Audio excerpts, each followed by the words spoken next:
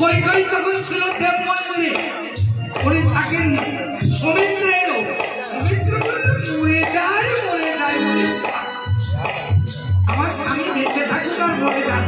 ওই উঁচু রক্ত কেউ এখনকার দিনে কেউ করবে? আমার বাবাজিকে বলে খুব সাবধান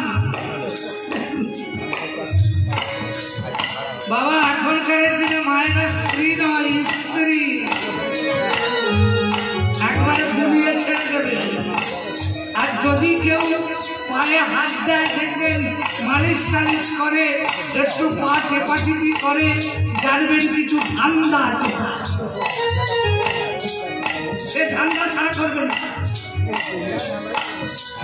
আমি কীর্তন সেরে গিয়ে একটু ভোরবেলায় গেছিলাম, হাতে যন্ত্রণা হয়তো নিচে গিয়ে দেখি ভোরবেলায় আমার পায়েতে একটু তেল মালিশ করে হাত বুলিয়ে দিচ্ছে। আমার তো ঘুমটা ভেঙে গেছে, কি গো হঠাৎ না তুমি নেচে গিয়ে আসো তো, কিছু ধান্দা আছে তোমার, বলো কি চাই? পায়ে হাত দিতে হবে না, বলো কি চাই? বলছে মেজ বউ গলায় হাত ধরিয়েছে, আমাকে একটা দিলে ভালো হতাম, তাই বল। হরি বল হরি বল। মায়েরা তো শেষকালে এলোকে কৈকেয়ী বলেন আমি স্বামীর সেবা করি। আমার 1 মাস ধরে পুজ রক্ত পরিষ্কার করে ভালো করে দিলেন, দেওয়ার পর দশরথ বললেন কৈকেয়ী বলো তুমি কি বর চাও, কি চাও বলো, আমার কাছে যা চাইবে আমি দেবো। কৈকেয়ী বললেন স্বামী আমি আপনার সেবা করেছি, আমি আপনার স্ত্রী, স্ত্রীর কর্তব্য স্বামীর সেবা করা, কোনো কিছুর বিনিময়ে নয়, তাহলে ভালোবাসা থাকে না। আমি আপনাকে ভালোবাসি,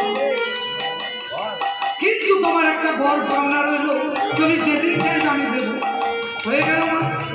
আবার কিছুদিন পরে যখন শিকার করতে গিয়ে ক্ষত বিক্ষত হয়ে ফিরেছিল, তখনও কিন্তু কৈকেয়ী ভালো করেছিল, সেবা করে। তখনও বলেছিল বলো কি চাও, বলে না কিচ্ছু নেবো না। স্বামী আপনি আমার স্বামী, আমি কিছু চাইতে পারি না, চাইতে তো সবই দিয়েছে, কিচ্ছু নিল না। বলে কিন্তু 2টি বর তোমার পাওনা রইল, যেদিন চাইবে যখন চাইবে দিয়ে দেবে। ভক্তমন্ডলী মায়েরা এর তার মনেই নেই, কিন্তু যখন রামচন্দ্র বড় হলো, রাম রাজা হবে, চতুর্দিকে ঘোষণা হয়ে গেল রাম রাজত্ব। কৈকেয়ীর একজন দাসী ছিল, নাম হচ্ছে কি নাম? কুচি মন্থরা। মন্থরা কৈকেয়ীকে বললো কৈকেয়ী, বলে কি দিদি শুনেছিস রাম রাজা হচ্ছে? বলে শুনেছি গো, আমার বড় ছেলে রাম রাজা হচ্ছে, আমার কি কম আনন্দ।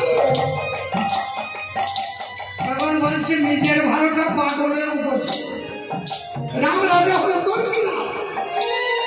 কৌশল্যা হবে রাজমাতা, আর তুই হবি তার দাস। রাম হবে রাজা, সিংহাসনে বসবে, আর তোর ছেলে ভরত ছাতা ধরবে, তোর কি লাভ হবে না? তাহলে বলে শোন, 2টো বর পাওনা আছে, মনে আছে না? আমার তো মনে ছিল না, এক্ষুনি গিয়ে রাজাকে বল 2টো বর আমাকে দিতে হবে আজকে। কি বর চাইব? একবারে রামচন্দ্রের 14 বৎসর বনবাস, আর একবারে ভরত হবে সিংহাসনে অযোধ্যার রাজা।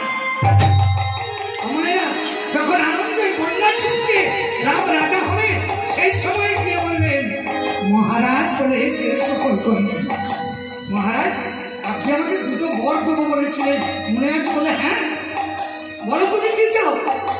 আমার ছেলে আজকে রাম রাজা হবে, আজকের আনন্দের দিনে তুমি যা চাইবে আমি দেবো। বলে 3 সত্য করো। 3 সত্য করলাম, তুমি যা চাইবে আমি দেবো দেবো দেবো।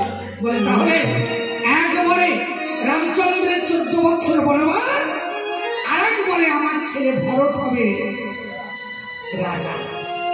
মাথায় বাজ পড়ল, কেঁদে ফেললে, কাঁদতে কাঁদতে বললেন কৈকেয়ী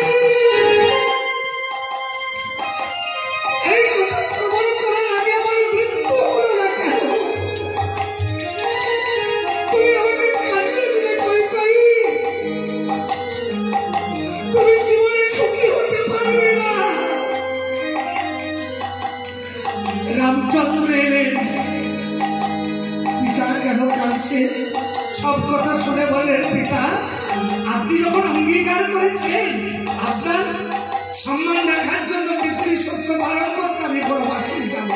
ও মায়া যখন যাচ্ছে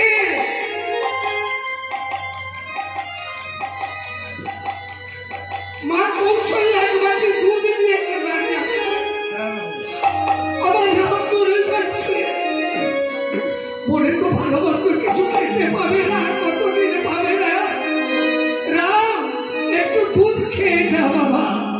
হাত কৌশল্যা মায়ের হাতে ছিল দুধের বাটি, চাপড়ে মেরে ফেলে দিলে পড়লো সে দুধ বাড়ি মাটি।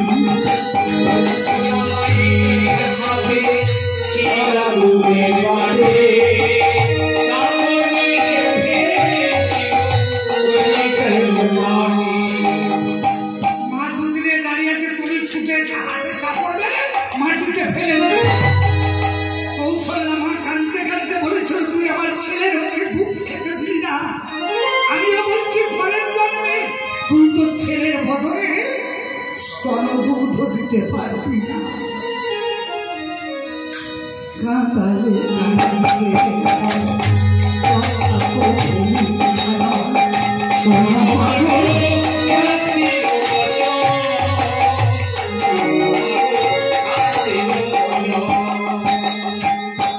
কাঁদিয়েছিল মা, তাই মায়ের স্তনপান করেনি কৃষ্ণ।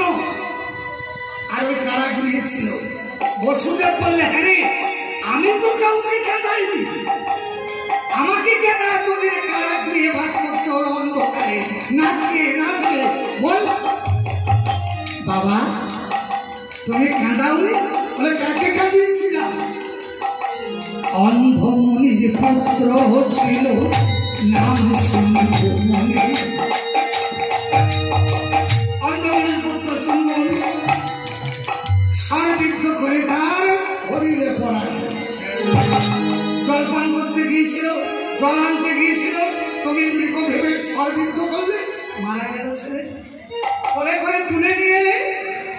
কাঁদতে কাঁদতে অন্ধমণি বলেছিল, দশরথ আমি যেমন পুত্র শোকে কাঁদছি, তোমাকেও পুত্র হারা হয়ে পুত্রের শোকে মৃত্যুবরণ করতে হবে।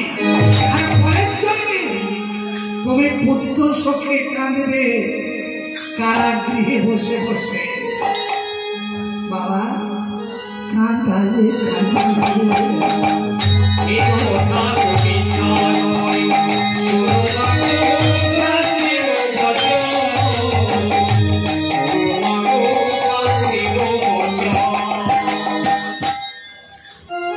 তাই এরা চলে গেল। মা মহারাজ এলো, নারায়ণ আরম্ভ হলো নামযজ্ঞ, সংকল্প হলো 12 বছর নির্বিঘ্নে চলছে।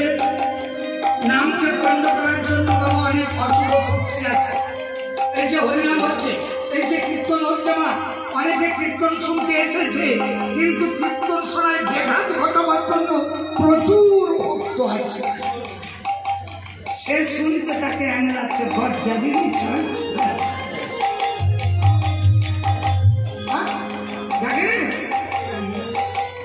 বাবা। চিন্তা করুন, হরিনাম শুনতে দেব না তোদিকে। আজকে ব্রহ্মা চিন্তা করলো 12 বছরের সংকল্প করে হরিনাম করছে, নির্বিঘ্নে পূর্ণ হলে নারায়ণ বর দিতে যাবে, যা চাইবে দিয়ে দেবো। ভক্ত আছেন ভগবান, যা চাই দিয়ে দেয়। ব্রহ্মা ভাবছে যদি ব্রহ্মলোক চায়, মহাদেব ভাবছে যদি কৈলাস চায়, ইন্দ্র ভাবছে যদি স্বর্গের সিংহাসন চায়,